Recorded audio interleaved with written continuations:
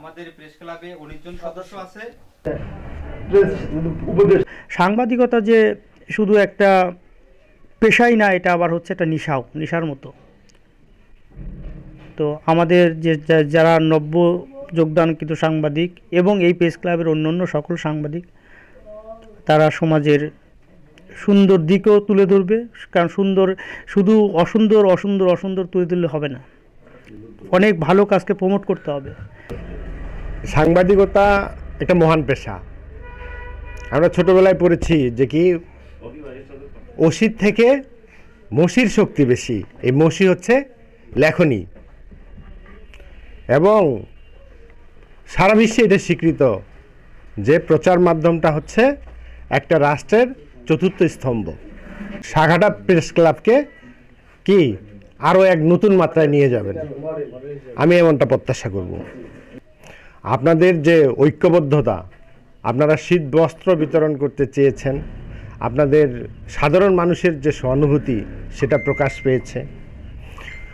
আমি চাবো আপনাদের মাধ্যমে, আপনাদের লেখনীর মাধ্যমে সমাজে আরও অসঙ্গতি, অন্যায় তাদের বিরুদ্ধে হোক। আপনারা নিজেকে উন্নত করেন, সাংবাদিকতাকে উন্নত করেন, সাঘাটা প্রেস ক্লাবকে দেশবাসীর কাছে তুলে ধরেন। সকলকে ধন্যবাদ জানিয়ে আমি শেষ করছি। অফিসার ইনচার্জ হিসেবে সাঘাটা থানায় আমারও দোষ ত্রুটি থাকতে পারে, তা আমার বিষয়টাও আপনাদের প্রতি অনুরোধ রইল, তা আমাকে আপনারা একটু পরিশীলিত করবেন। কোনো দোষ ত্রুটি থাকলে আমাকে জানাবেন, কি করলে ভালো হয়।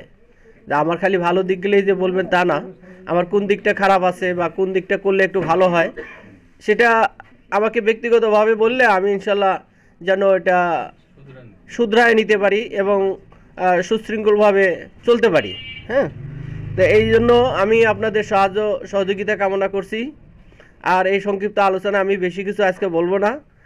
সভাপতি ভাইয়ের সাথে আমি কথা বলে আপনাদেরকে আমি একদিন একটু যাই হোক আমার চা পানের দাওয়াত দিলাম, একটা ডেট করে আমরা থানায় বসে একটু কথা বলবো নি, পরিস্থিতিটাও হবে নি, আর আমরা পারস্পরিকভাবে একটা আলোচনা করে এই শাখাটা সম্পর্কে আপনাদের কাছ থেকে আইডিয়া নেব।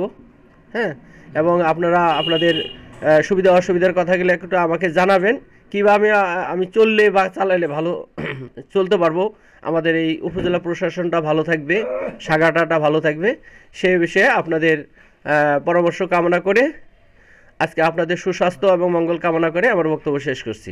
আসসালামু আলাইকুম। এরকম নানা দিক থেকেই যদি প্রচার হয় তাহলে অবশ্যই প্রশাসন নজর পড়বে, আমরাও সেটাকে দেখব, ভালোকে ভালো বলেই জানবো আর মন্দকে মন্দ বলেই জানবো। আমি সকলকে ধন্যবাদ জানি। আমার এই সংক্ষিপ্ত আলোচনা শেষ করে আসসালামু আলাইকুম। 16ই ডিসেম্বর স্বাধীনতা দিবস। আমাদের শহীদ রাষ্ট্রপতি জিয়াউর রহমান স্বাধীনতার ঘোষণার মাধ্যমে এবং 9 মাস যুদ্ধ করে এদেশ স্বাধীন হয়েছে, এবং আমাদের গোটা দেশ যুদ্ধ করে এবং গ্রাম থেকে শহর সবখানেই আমাদের সৈনিকেরা যুদ্ধ করেছে এবং সাধারণ মানুষের যুদ্ধ করেছেন। সবার আত্মার মাগফিরাত কামনা করছি। আজকে আমাদের যে সাংবাদিক ভাইবৃন্দ আপনারা আছেন, আপনাদের সংবাদ এর মাধ্যমে আমাদের সব খবর জানবো, কিন্তু আপনাদের সংবাদ যেন বস্তুনিষ্ঠ হয় এবং নিরপেক্ষ হয়, এবং আপনারা যেন সাধারণ মানুষের পাশে দাঁড়াতে পারেন। আপনাদের সাথে আমরা থাকব এবং আছি। সব সময় চেষ্টা করবেন যে সত্য ঘটনা প্রকাশ করার জন্য। আমরা আগামীতে এই প্রেস ক্লাবের আরও সদস্য সংগ্রহ করব এবং সব খবর যেন আমরা সুন্দরভাবে লিখতে পারি এবং প্রচার করতে পারি, সামনের দিকে যেন আরও আগাতে পারি, অত্র এলাকার মানুষের পাশে দাঁড়াতে পারি, এভাবে আমাদের উন্নয়নমূলক কাজ করতে পারি।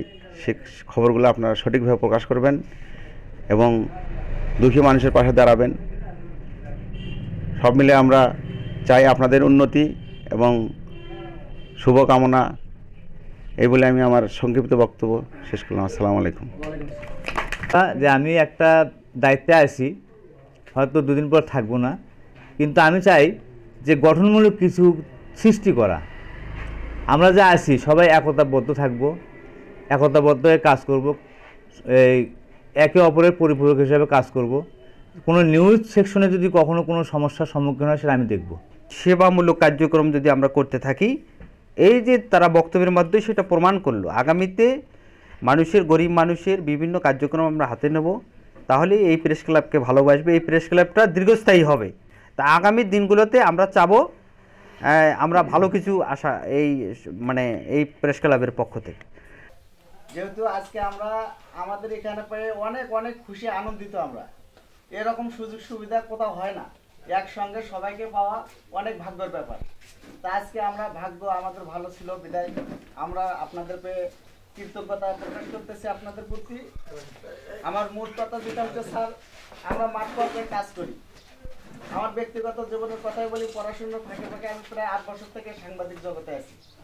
যারা আছেন তারা সমাজের প্রতি অসংগতি যেগুলো আছে যেখানে থাক, এগুলো গ্রামে গঞ্জে যারা অবহেলিত আছে তাদেরকে তুলে নিয়ে আসা এবং তাদের প্রতি সহানুভূতি দেখানো, এবং যেখানে যে সমস্যা হবে সেই সমস্যার সমাধান করার জন্য আমরা এই রিপোর্টগুলো করব। এই বলে আমার বক্তব্য শেষ করছি। অনেক লোক আছে, অনেক সবাই আছে, আপনারা বক্তব্য রাখবেন। আসসালামু আলাইকুম।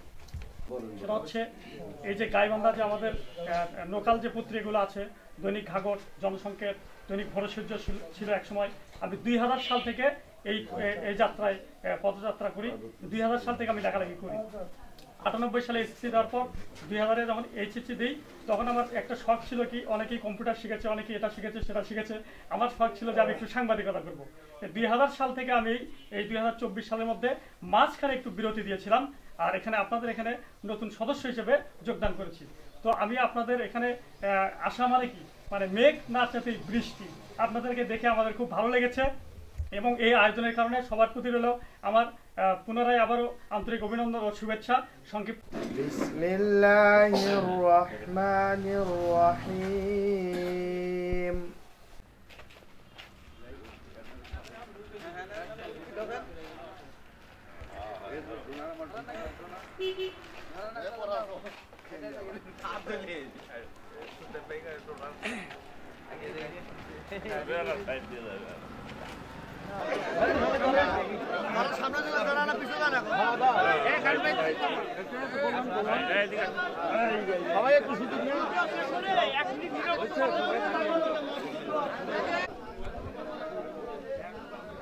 এদিকে দেখেন সবাই।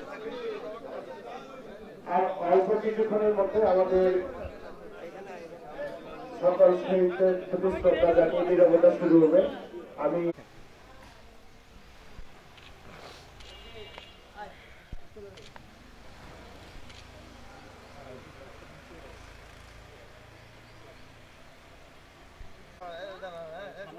সামনে নাও,